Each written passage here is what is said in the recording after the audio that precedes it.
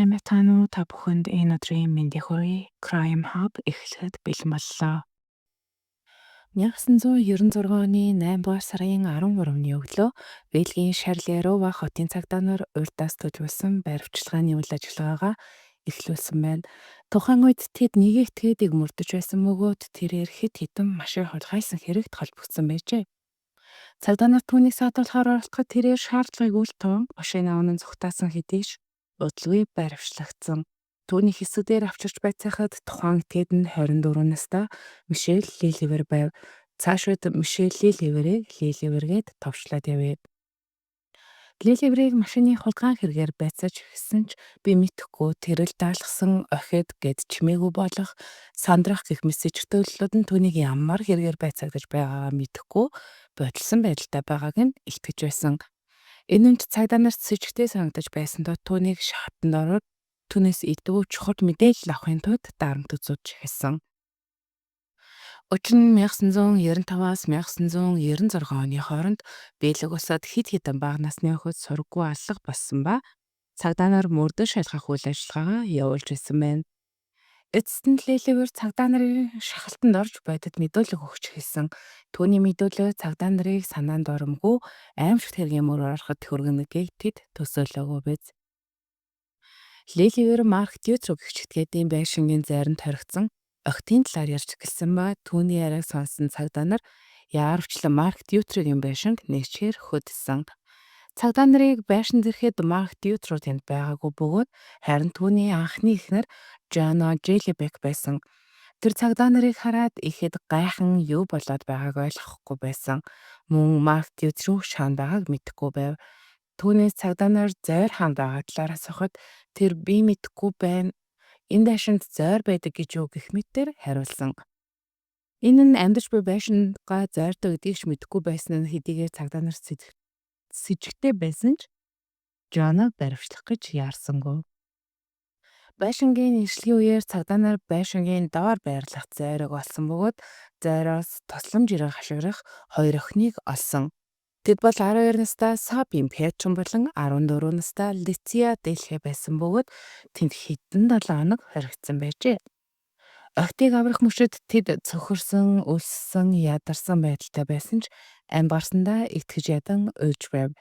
Охидыг хорж байсан зойр руу орох хэсэг нь маш нарийн хаалгаар хаалттай, гаднаас нь баргийн хүн анзаарах боломжгүй байв.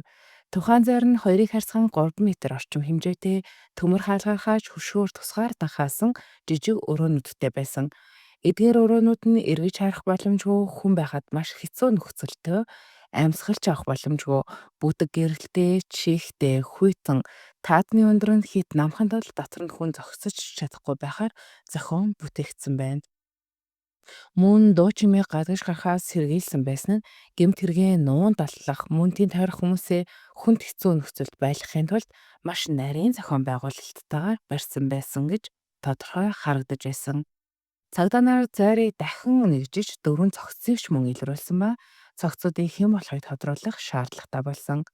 Цогцуудыг гаднаас нь харахад маш их турсан, магадгүй бэлгийн мүлжлэгт өртөж байсан, ясан хугарсан гэх мэт хүнд байдалтай байсныг илтгэн харуулж байв. Үүний зэрэгцээ эдгээр цогцууд нь хэдэн 7 хоногийн өмнөөс хэдэн сар жилийн өмнө нас барсан байдалтай харагдаж байсан. Мөн түүний гэрээс цагдаа нар олон тооны зөв бус бичлэг агуулсан видео кассет болон бусад нотлох баримтуудыг олсон. Эдгээр бичлэгүүдэд хулгайлагдсан охидыг хүчээр хорж, хүчирхийлж, зөв бус үйлдэл хийхийг шаардаж байгааг харуулсан баримтууд байв. Нэгжлийн дараа Жона Желебек бид хэдэн салсан байсан ч нэг байшинд хамтран амьдарч байсан. Энэ нь миний санхүүгийн асуудлаас болсон. Би түүний гэмт хэргийн талаар юу ч мэдэхгүй гэж мэдүүлэг өгсөн. Мөн тэрээр хэрэгт холбоогүй гэдгийг ч нотолж чадсан юм байна. Яг ямар нотлох өгснийг нь хайгаад алсангүй. Гэхдээ түүнийг ямар нэгэн оролцоогүй гэмт хэргийн талаар мэдэхгүй байсан гэдгийг нь хүлээн зөвшөөрч хэрэгтнэр татаагүй юм байна. За тэгвэл энэ бүх нэгжлэг мөрчлөг болж байх үед Марк Дютрог ор сурггүй алга болсон бөгөөд баривчлагдахаасаа зайлсхийхийн тулд зүгтаасан нь цагдаа нарын хувьд хаана байгаа нь асуулт болон үлдсэн. Эцэст нь Бельгиэс Франц руу зүгтаасан нь мэдэгдэж түүнийг Франц болон Бельгийн цагдаа нар хамтран ажилласны үр дүнд Францын өмнөд хэсгээс баривчилж чадсан. Түүнийг 8-17 насны 6 охиныг худгааж тарчлан бэлгийн хүчирхийлэл үзүүлсэн хэрэгт буруутгасан. Эдгээр охидоос 4 нь амь насаа алдсан охид юм. Харин Марк хэрэгээ үгүйсгсэн ба өөрийнхөө гэмт хэргийг хүлээн зөвшөөрөөгүй. Баривчилгааны дараах мэдүүлэгтээ тэрээр хүүхдүүдийг барьж хүчирхийлэл үйлдсэн гэмт хэрэг хизээж хийж байгаагүй гэж мэдүүлсэн. За тэгвэл Марк Дютрүүгийн хинбэ? Марк Дютрүү нь 1956 оны 11-р сарын 6-нд Бельгийн Брюссел хотын Эксел дурагт Виктор Дютрүү, Жанна Лавренс нарын гэр бүлд төржээ.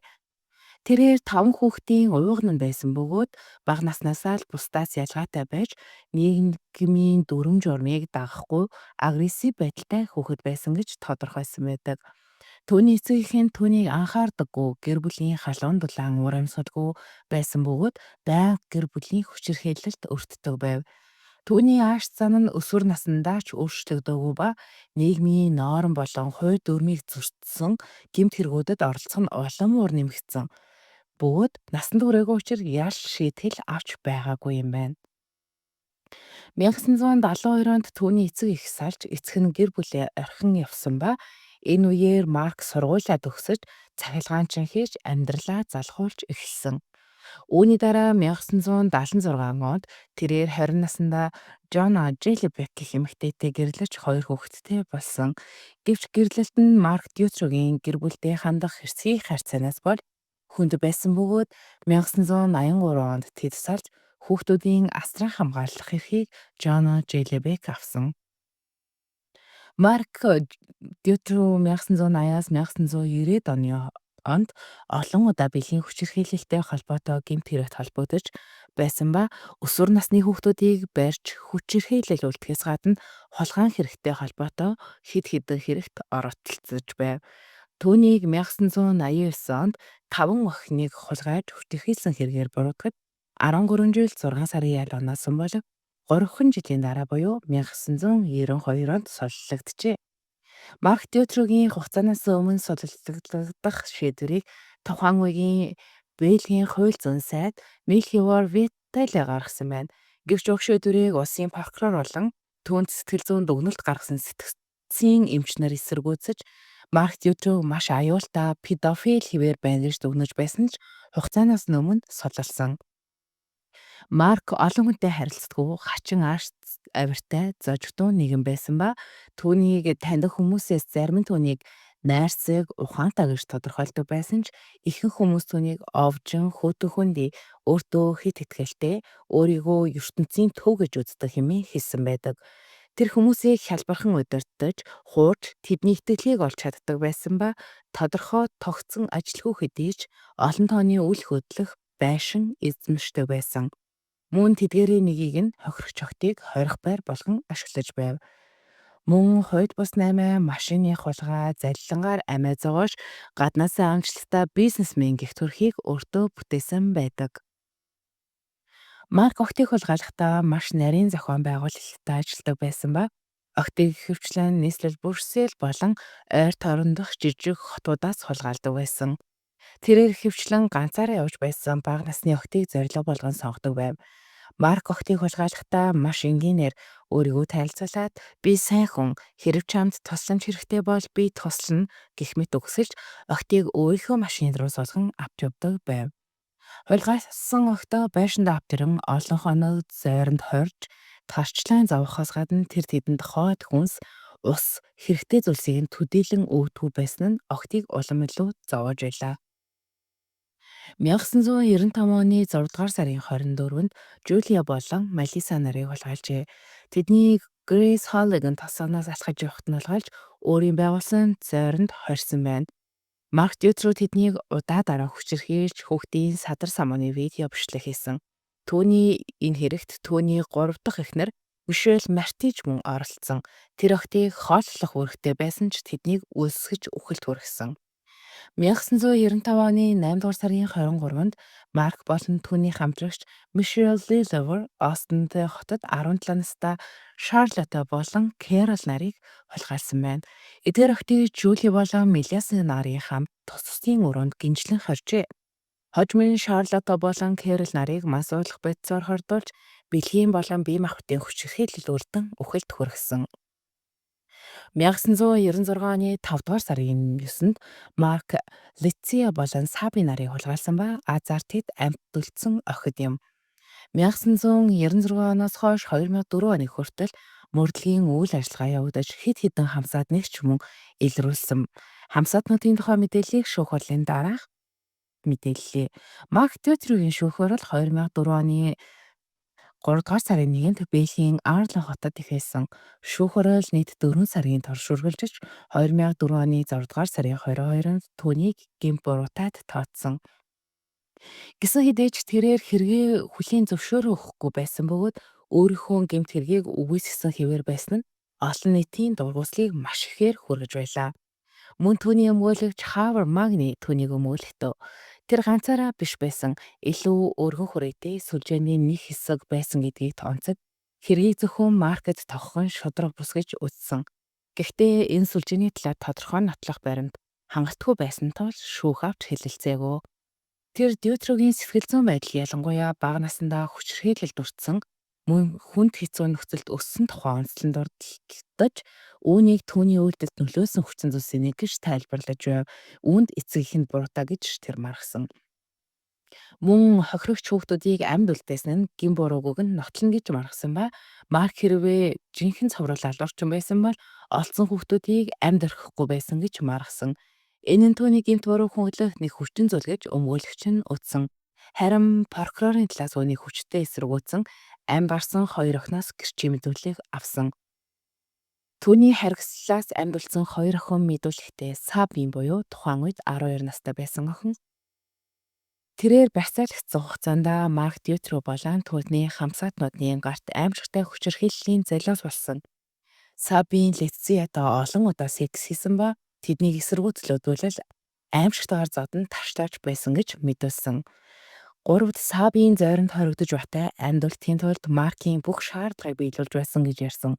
Тэр намайг өдөр бүр зодож хүчнэдэг байсан гэдгийг олон удаа дурдсан байна. 4-р мөн Марк өдөр бүр чамайг хинч хайхгүй, чамайг бүгд мартсан гэж сэтгэл зүйн хүчирхийлэл үзүүлдэг байсан ба үүнд нь ч Сабийн итгэх болсон гэдгийг мэдүүлсэн. 5-р заримдаа би мансуурсан гэдгийг мэддэг байсан гэж мэдүүлсэн байна.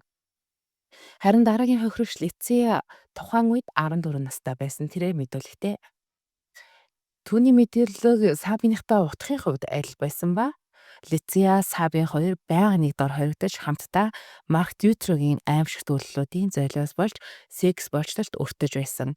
Мөн Марк биднийг ямар ч хувцасгүй нүцгэн байлгаж бэлгийн хүчирхийлэл үлддэг байсан ба бид хизээж зүгтах боломжгүй байсан. Амьд үлдэх хэсгээж мэдэхгүй байсан, итгэл найдваргүй байсан гэж мэдүүлсэн байна.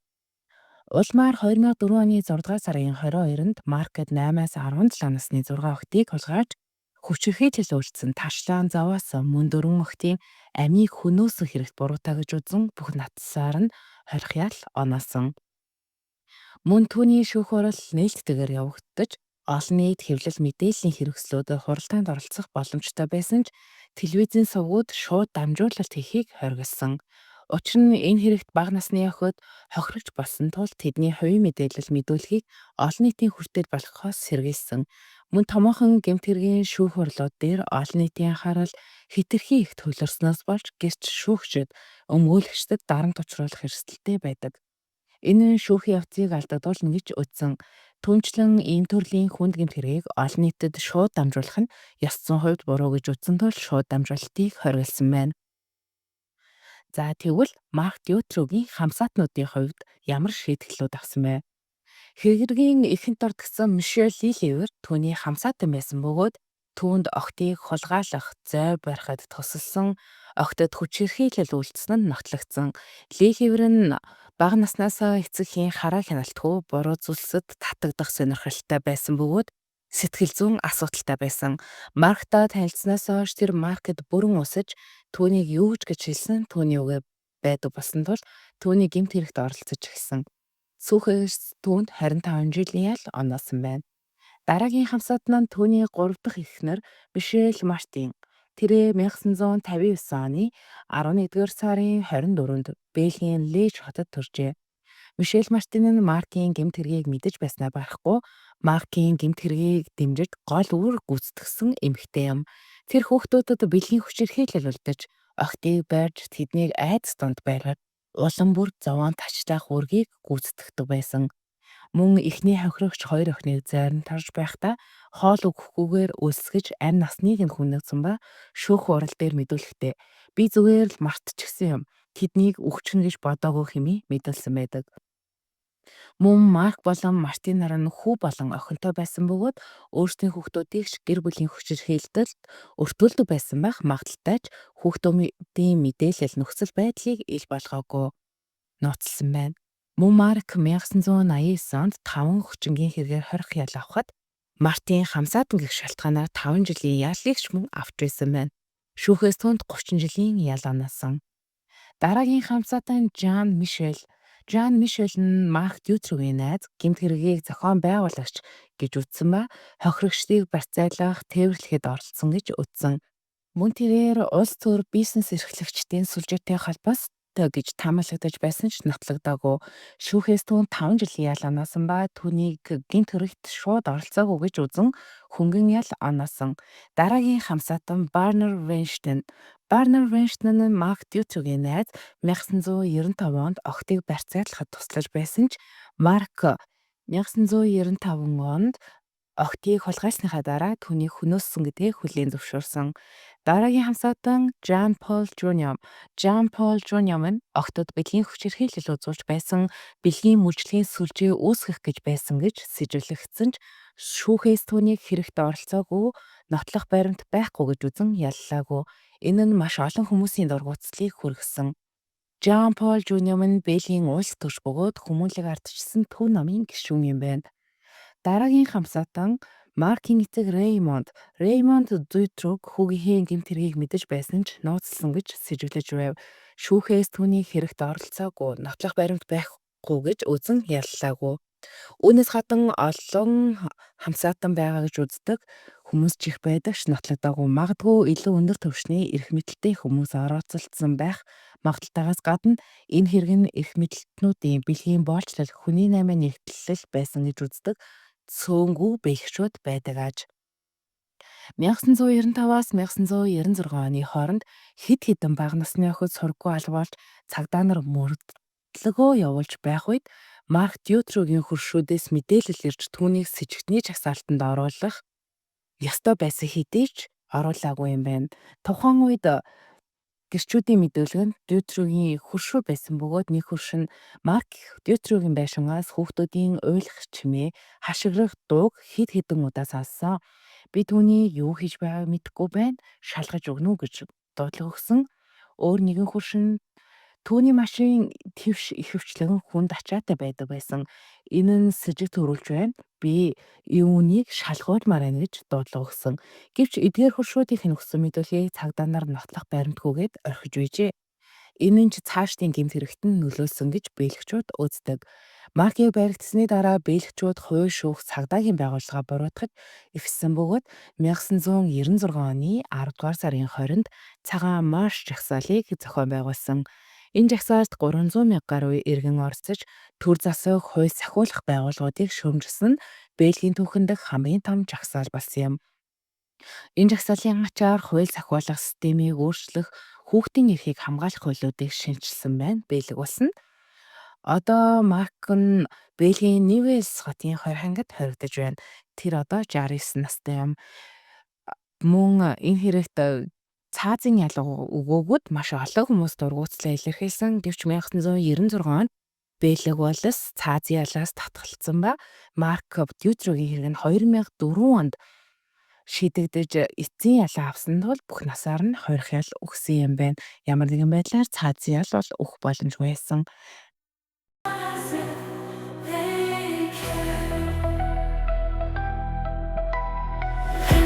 In the silence, paint a haunting dream. Figures blur and vanish like a muted scream. Eyes in every corner, watching every move. Dark secrets hidden, waiting to unprove.